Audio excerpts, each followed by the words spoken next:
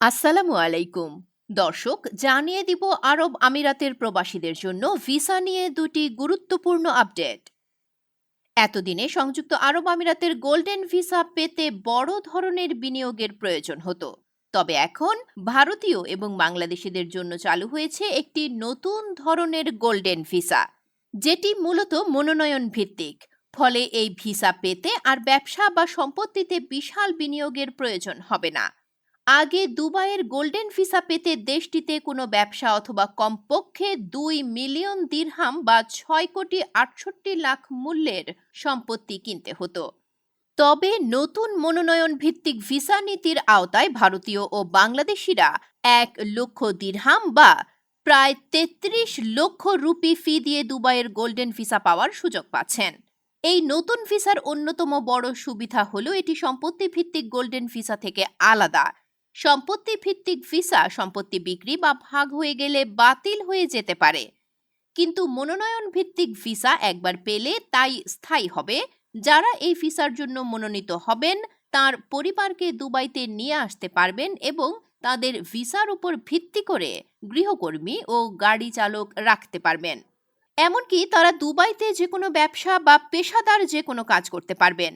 এরই মধ্যে ভারত ও বাংলাদেশের জন্য এই নতুন ভিসা পরীক্ষামূলকভাবে চালু করার প্রক্রিয়া চলছে। রায়াত গ্রুপ নামের একটি পরামর্শক সংস্থা ভারত ও বাংলাদেশে মনোনয়ন ভিত্তিক গোল্ডেন ভিসার প্রাথমিক রূপটি পরীক্ষা নিরীক্ষা করার দায়িত্ব পেয়েছে। এই গ্রুপের ব্যবস্থাপনা পরিচালক রায়াত কামাল এই নতুন ভিসাকে ভারতীয় ও বাংলাদেশিদের জন্য একটি সুবর্ণ সুযোগ বলে অভিহিত করেছেন। ইতোমধ্যে প্রায় 5,000 ভারতীয় এই নতুন ভিসার জন্য আবেদন করতে প্রস্তুত বলে জানিয়েছেন তারা। ভারত ও বাংলাদেশের জন্য এই পাইলট প্রকল্প সফলভাবে শেষ হওয়ার পর সংযুক্ত আরব আমিরাতের অন্যান্য ইকোনমিক পার্টনারশিপ আওতাভুক্ত দেশগুলোতেও নতুন ভিসা চালু করা হবে।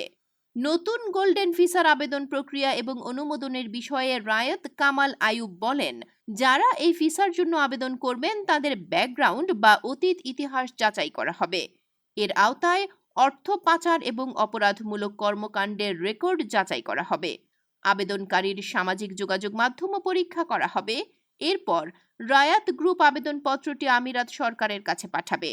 সরকারের নির্দিষ্ট দপ্তর মনোনয়ন ভিত্তিক গোল্ডেন অফিসার চূড়ান্ত সিদ্ধান্ত নেবেন। আবেদনকারীদের দুবাই ভ্রমণ করতে হবে এবং তারা নিজ দেশ থেকে প্রাথমিক অনুমোদন নিতে পারবেন।